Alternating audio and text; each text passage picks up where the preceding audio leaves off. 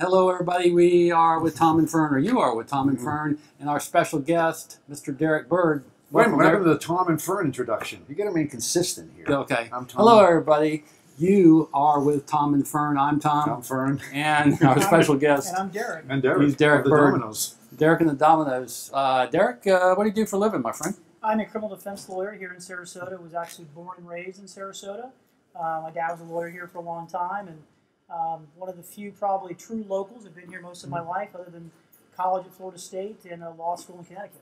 Now, your dad, Larry Byrd, in addition to having a Hall of Fame basketball career, Yes. you sort of followed in his footsteps. Was it sort of a done deal that you were going to be an attorney at age like It's three? B-Y-R-D. I B-Y-R-D. know that. My dad at 5'10", and he's pushing it, probably didn't have the same jump shot as number 33, but Right, yeah, it right. kind of was, Doug. I mean, honestly, there was always a lot of debating going on in the house. For some reason, I always tended to wanted to argue or debate at a young age, and it was just kind of my calling. And fortunately, my dad had a very good career, and fortunately, he kind of made a nice transition into his practice area. So I worked for Elliott Metcalf, Tom's good friend, for a number of years before going into private practice, joining my dad. So it's worked out real well.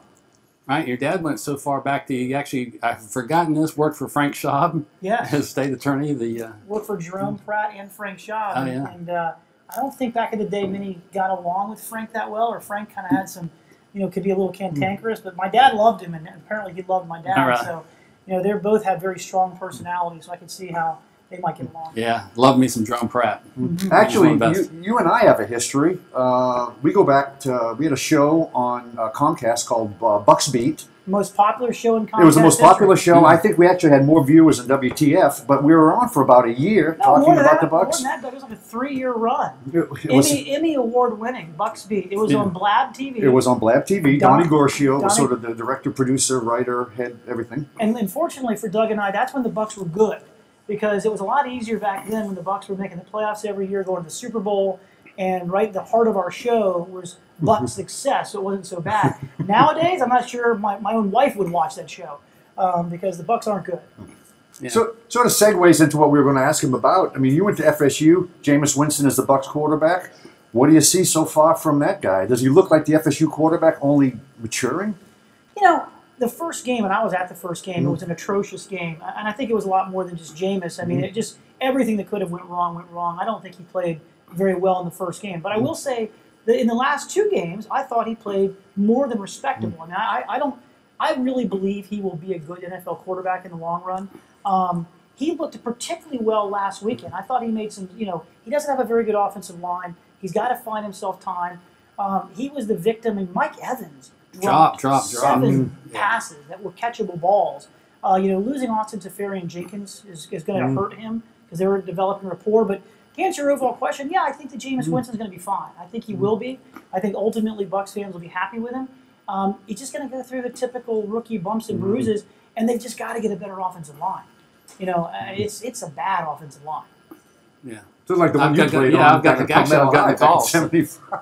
All right, before we get to the picks and everything, we got to clear the deck on baseball. Major League Baseball season ends Sunday. The Rays, my Orioles, your Red Sox are in a mighty struggle for last place. But I want to talk real quick about the National League, the wild card games. So we know Pittsburgh and the Chicago Cubs are going to be in there, but this is not just any wild card matchup.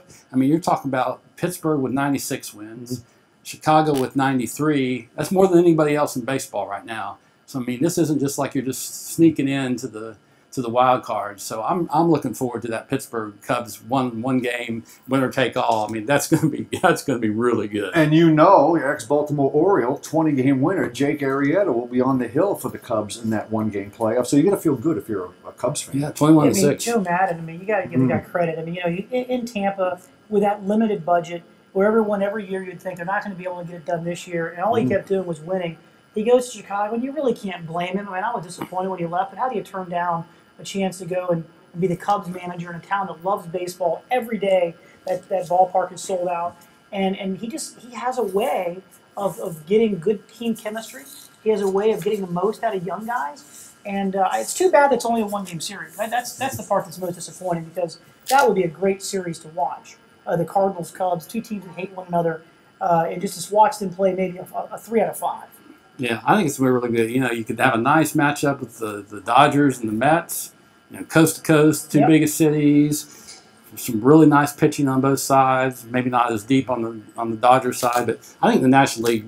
I'm an American League guy normally, but the National League really has some enticing matchups. I agree. And you know what? I'm happy that Pittsburgh has finally, after 19 years of not doing anything, the last 3 years, has turned around a proud franchise. It's a nice club. It's a really nice club. They're deep. They've got some deep, you know. So anyway, okay. Well, I mean, aren't you going to show your last week's picks? For once, you whipped me. I figured it'd be the first thing you're holding up here. Well, no, I'm a humble man.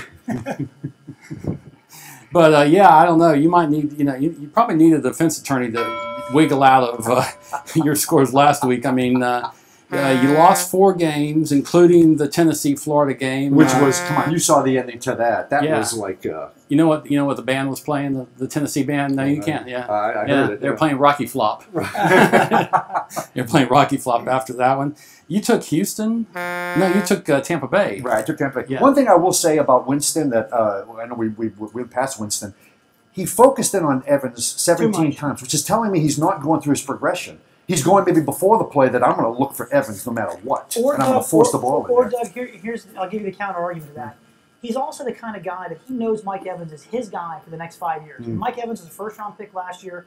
Winston's a first-round pick this year. Evans could be an all-pro receiver if he can hang on to the football. I think in part he wanted to establish a rapport. And I think when Evans was struggling early and dropping balls, Winston's the kind of guy that'll go on the sideline and go, I got you, man. I got you. You're going to be okay. We're going to fight through this. Almost like a shooter kind of shooting his way out of a slump. And I think he kept going back to him in hopes to building his confidence as opposed to giving up on him. Because if he doesn't have Mike Evans the next couple of years, I mean, Vincent Jackson's getting a little longer. He's already like 33, 34, right? You know, Evans has got to be his go-to guy. I think he wants him to be his Jerry Rice, you know, sort of thing. And so I think that had something to do with it. That being said, he did go to him too much. Yeah. I mean, yeah, wanting him to be your Jerry Rice. I mean, yeah, who doesn't want? I want him to be his Jerry Rice. Yeah, no kidding. So, all right, we're shifting to this week's game. We'll start with me. We'll go to Derek. We'll go to Fern. Some of you may think that's pretty elementary, but it's not with him on board. All right, Manatee at Steinbrenner. I'm going to go with. I hate to say the words. I hate to say that I'm going with Steinbrenner, but I'm going with Steinbrenner. Derek. I go Manatee. I just think that Manatee still. They still have the players. I mean, I know they're a little down this year, but I go Manatee. Steinbrenner's undefeated. They haven't really beaten anybody. I'm going to Manatee, even though it's undefeated. All righty, Venice at Sarasota. I got to take the Indians, the Venice Indians. Sarasota grad. I'm a Sarasota high grad, class of '86. I'll be at the game tomorrow night. I have a lot of friends who play for Sarasota. Look, Venice is a powerhouse team. Venice is going to win the game. I think that Josh Booker for Sarasota is special. He's a sophomore. He's 6'1". 200 pounds. My son works out with him in the gym because he's all muscle and he's just a phenomenal player. That being said, you know, Sarasota, they might make them a little one-dimensional. Sarasota's quarterback, Brian Gagg, a kid I coached, one of my son's good friends, knows his family very well. Freshman, great kid. He's going to be a great quarterback, by the way. But he's a freshman. You know, it's a big game. So, unfortunately, I hate to say this, but Venice. I just think hopefully Sarasota keeps it close. Hopefully we got this on record, you going against your alma mater here. I'm just trying to be honest. I don't want to get criticized for my bad picks like you lost 4 last week. Exactly. Sarasota's not ready to beat Venice. Maybe in a couple of years when their team matures, but not right now. You got to go with Venice. All right, college, Alabama at Georgia. This is a tough one. That's why I picked this one. Yeah. I'm going with Crimson Tide. I go Georgia at home. I'm going with Georgia at home. Alabama lost once, got blown by Mississippi State. I like Georgia in this at home. All right, Notre Dame at Clemson, another tough one. I'm going to take the Clemson Tigers at Death Valley. Yeah, the only 2 teams that win in Death Valley are Florida State and Clemson. Clemson's won 11 in a row at home. Go with Clemson. All right, Baltimore at Pittsburgh in the NFL. It's the Ravens. That's tonight. Yeah, it's tonight. Yeah, tonight. Well, it's only a 15-minute show. Yeah. Baltimore. Yeah, I just don't have a lot of confidence in Michael Vick. I go Baltimore. Baltimore's winless. They break the skin tonight. They win. They can make a good client. But right. All right, Miami at the New York Jets. I'm taking Benny and the Jets. I'm going to go with Miami. I think the Jets, they had their first 2 games they played great. They played awful last weekend. I'm just going to go with Miami, just a hunch. You know, this game is at Wembley Stadium. I really don't know who to pick, but Yorkshire pudding, New York, I'm going with the Jets. As good as your reasons. Yeah, that's right. All right, so we're through with that. Well, no. I was going to say, what's the favorite case ever? Yeah, what is it? Yeah. God, favorite case ever. That's really And not tough. the stalking charge you got him off on. Yeah, and not Or the impersonating the journalist that you got him on. sodomy with an animal with Fernandez was a good one. Right. And that's really hard to say. I mean, there have been a couple. I think the case I did recently, honestly, the kid that was falsely accused of throwing the punch at Smokin' Joe's bar, and he was arrested, he was prosecuted. One of the nicest families I've ever dealt with in my entire life. They came in and said their son was innocent. He told me he was innocent. And I hear that a lot, so I was a little skeptical. And as it turns out, he was 100% innocent. But he was just such a gentleman, and his family was such a pleasure. And to see someone who truly is innocent and to watch them go through that and to see them get some vindication at the end, probably just based the family and the fact that he really was innocent. And plus, they had you on retainer for 2 years. Yeah. Which probably made him and then we nervous. sued the city. Yeah. Well, you and who else? You and every other lawyer in town. So, So. All right. Anything else, Mr. Ferdinand? Well, we haven't asked him about very quickly. FSU 3-0. Everett Golson, 6 touchdowns, no interceptions. What do you see Florida State going forward? I think they're going to get better every week. They're a young team. I've not been overwhelmed with Everett Golson so far. I think a large part has to do with him learning Jimbo's playbook. They're going to lose some games. I mean, they're not going to be in the Final Four. I mean, I have a feeling that we're going to lose at Clemson. I have a feeling that we're going to have another stumbling block. It might even be Miami. It might even be, dare I say, at Florida. I just see 2 losses somewhere on the horizon. Defense is improved. Offensive line is young. Golson doesn't fully just maybe I hope I'm wrong, and I hope it all clicks for him. And he's following the heels of Winston, which is also tough too. So maybe my expectations are too high. But we're going to have a good team. We're very young. Now next year, watch out.